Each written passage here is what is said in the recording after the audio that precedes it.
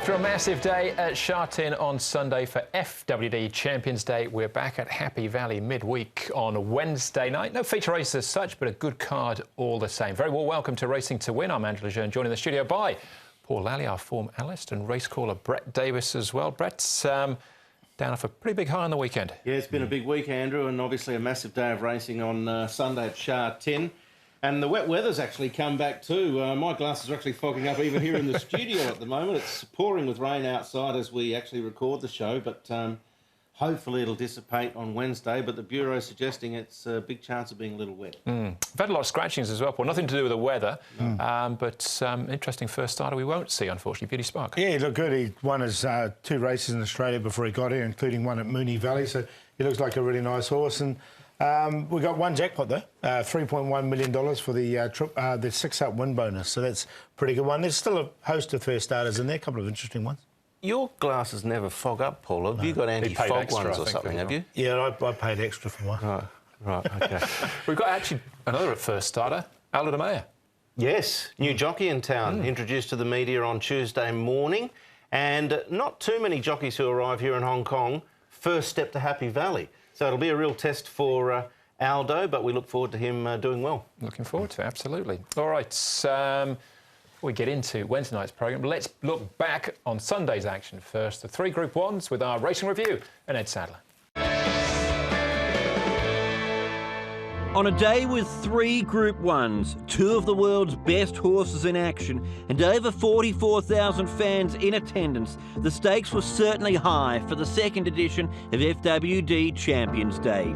The most valuable race on the card was the FWD QE2 Cup, worth $24 million, where underrated Japanese stallion Winbright gave his country its 5th win in the 2,000-metre event, stopping the clock in a track record time of 1:58.81. Winbright, glorious forever. Pakistan star Winbright goes to him. Winbright is roaring away. Japan do it again. It was Winbright's first win at Group 1 level at his 5th attempt, and plans are already in place for him to return to Hong Kong in December. So a Japanese victory in the QE2 Cup with Winbright. The other 2 Group 1s on Champions Day were taken out by the home side. Beauty Generation recording an effortless win in the Champions Mile. In the process, he became Hong Kong's richest racehorse ever and notched up his 9th consecutive win. Purton sitting motionless, 3 in front on Beauty Generation. What a remarkable season it's been. Another incredible racing story, a 2nd Champions Mile and a coveted crowning glory. Yeah, it was what we expected him to do today. Of course, he was a little bit fitter. When he's out in front like that mid-race and there's nothing around him pushing him, he sort of just floats along a little bit. So my job was just to try and keep him rolling a little bit, just let him do the rest. It's hard to say how much more he got there, but he did his job and that's all we can do. Purton provided further insight via social media on the possibility of Beauty Generation competing in Japan's Yasuda Kinen, which will take place on the 2nd of June. Prior to the world's best miler strutting his stuff, all eyes were on the world's highest-rated sprinter, Santa Ana Lane, in the Chairman's Sprint Prize. However, reliable local Beat the Clock thwarted any hopes of another Australian victory in the 1,200-metre contest. Beat the Clock, Ratton. They'll pair off to fight it out. Beat the Clock, Ratton. Beat the Clock puts his head in front. It's a 2nd Group 1 for Beat the Clock. He is a joy to take to the races, that's for sure, because he's so consistent and he's such a willing participant. He's come strong now at 5 years of age. This should be his best season, and he's done that. He's delivered with his 2 Group 1s. Group racing action in Hong Kong will continue next weekend with the running of the Group 3 Queen Mother Memorial Cup, a stepping stone to the final Group 1 of the season. The Standard Chartered Champions and Chater Cup on May the 26th. Yeah, it was a fantastic day. Beauty Generation, and Japan looks like it's on the cards. His rating obviously hasn't changed despite that facile win. No, it was just a marvellous day of racing. And what about the performance from the Japanese horse Winbright? 1:58 and change. I think the first 6 or 7 broke 2 minutes. Yeah, just incredible time on the clock. And we know how competitive they've been around the world, so well done to them. And, yes, well done to everyone concerned who had a good day. Yeah, definitely. Flying Thunder, he won the last pretty nicely, but up 10. He's gone up 10 for that. So interesting. Some good horses on show, definitely, all throughout the card. Golden 60 was a nice winner as well, early on the day. All right, that was the weekend wrap. As big winners, of course, we'll try and find you some more with our horses to follow.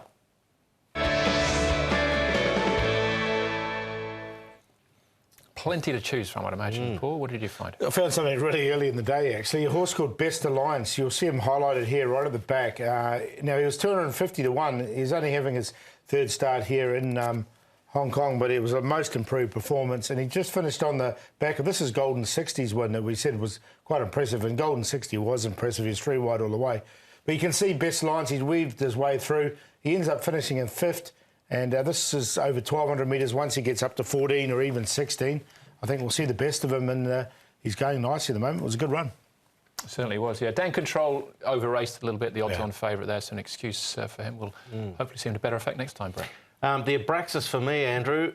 This guy did his racing in Australia before heading to Hong Kong. Won his maiden at Orange, which is provincial New South Wales. Also won a race at Bathurst. And in the Australian Capital Territory as well, Canberra. Now, he's a jump and run type. We've seen that. You can see here, at the furlong, he's still going and then he gets collared. The reason I'm going to throw him in is because he hasn't been down in this class for too long, but we just highlighted before the quality of the whole day. I know he weakens out there and it looks ordinary, but he's going to get into a Class 4 that's a lot weaker than that very shortly, and he'll skip along and take some running down. I think there's a win from him shortly. Maybe towards the end of the season on a wettish track he can get a soft lead and be hard to run down. Yeah, even the Class 4s were hot races. They were very strong races all day. On the weekends. All right, looking to later on in the programme, there was 3 horses from South Africa making their debuts, 2 in very similar colours, Cock Campbell and Grace and Mercy as well. The other one being Sea Right Dragon. Now, Cock Campbell missed the kick, was slowly away, stays on very strongly down the outside. He was just a maiden winner in South Africa for Justin Snaith, but they had some good races, the Cape Classic and the Cape Guineas. Grant van Niekerk rode him actually in those races. Thought he stayed on from where he was very strongly. This is Flying Thunder, wins the race. But you could probably take a look at Sea Right Dragon, and I won't write off Grace and Mercy just yet either. Yeah, again, the whole day, there'll be lots of horses out of the whole day that really flourish and do good things down the track, I would have thought. All right, well, there you go. Those are the horses to follow out of the weekend. As far as the withdrawals are concerned, heading to Wednesday night's programme, there's a few of them. General Iron, last start winner, won't go round in the opener, replaced by Regency Gem. Ben So's actually picked a couple of these spare rides. Race 2, Ambitious Speedy. Corvalon will now be running. Happy in the second. Leisured Feet gets a start. Victor Wong jumping on board, taking £5 off. Doctor Race, there's 3 doctors. There's only 2 now in that race. Race 3, Lamarosa. Chad Schofield now gets a start. And Beauty Spark, who'd been lighting up the track. He won't be going round in race number 7. Alkari joins him on the sidelines as well, not replaced in race number 7. This is meeting 68 of 88s for the season. 8 races on the C+3 course at Happy Valley on Wednesday night. We start off with a Class 4 over the 1,000 metres with Casemiro and Beauty Time getting into Class 4 for the first time. Mr. Right will roll forward from barrier 5. He's a 7-time winner, course and distance all up. Travel Day took from barrier 12, run up last time out behind Frustrated. Gunner, bit of money for him on debut. He finished 5th. He'll jump from barrier 9 on this occasion. Kambeki Molly makes his debut even. And down to Great Fit, Alvinong from barrier 10. Run there for Tony Cruz. As far as Chungfar is concerned, Beauty Time, Dalradian and Great Fit are the 3 horses that have been North Brett in the last month. Speed of the race, well, it should be pretty solid. General Iron obviously scratched, but Gunner will roll forward, you would think. Mr. Right will kick through. Kambeki Molly has showed and displayed some pace in trials. Hong Kong Win has got some speed as well. So those 4 won't make it a lightning speed early, but they should set up a fairly solid tempo down the back stretch. Here is one of the pacemakers, no doubt, is Mr. Right. He's a winner 2 starts ago and is 5th behind Frustrated. Wasn't too bad as well. He goes nicely. His body weight spot on, and he's really well rated still, this horse. So on the C+3 course, he should go pretty well. Chair Win, I've liked his last couple of gallops. Another one that's quite well rated at the moment as well. Again, he's got barrier 2, so he should get a nice run in transit. And his last 2 have been gallops in particular, both been pretty good. All right, so I think we'll see Cheer win. No, we won't. In a moment or so, we'll talk about him again, though. Gunnar is the first one we'll see. This is him on debut. Had to work a little bit from barrier 12 to get across. General Iron ultimately go over the top of them. He did. He just sort of weakened out, didn't he? He was sort of there and obviously was fairly well spec'd on debut, 5.2, a strong chance according to the betting. He's there till about now. He just starts to tire. So I think that's just the first up, race pressure. Him feeling it towards the end, I think he'll strip fitter and should give a sight. Yeah, I've got him in the numbers as well. He's drawn 9, so again, it's a little bit awkward. I'd prefer him to drawn inside, but he'll put himself in the race. All right, Travel Day Took comes here in form. Solid efforts on his last 3 starts, but he's drawn a wide gate. He has. He got home strongly, as he often does. He's had 8 goes in this class for 2 seconds, 3 thirds and a 4th. So 6 times out of 8 he's been in the top 3 but never won. So that is a concern from 31 starts, and 12's not an ideal barrier, but he's a chance if he gets everything to suit. Yeah, you're right. He needs everything to go his way, but still a maiden. He's up against a horse like Mr. Right, who's won 7 races. Yeah, there's going to be a few that'll be skipping along out in front, and he'll have to cut them down. He hasn't been able to do it yet. All right, Dale Radian might fall into that category as well. This is his second start down in this class. Now, it does draw a gate. We're looking at his run 2 starts back. Early race days here in Hong Kong, Dale Radian was all about speed. Go back to this run behind Honest Way. I actually made him the long shot going into this program, and he got to the outside eventually and closed off quite well. Following this, he finished 11th behind Wame Princess. He was 4 and 5 deep. Now he's come up with a barrier from Responsibly. I think he's a very interesting runner. It's fair to say Dennis Yip's yard's been difficult to follow over the last couple of weeks. He's had 200 to 1 pops. But I think from the low barrier, they might try and utilise that pace again, and that'll put him in the race. Yeah, I haven't got him in, but he's an interesting runner for sure. That horse in the orange jacket finishing second was Flying Thunder, who we just saw win. So no more. There you go.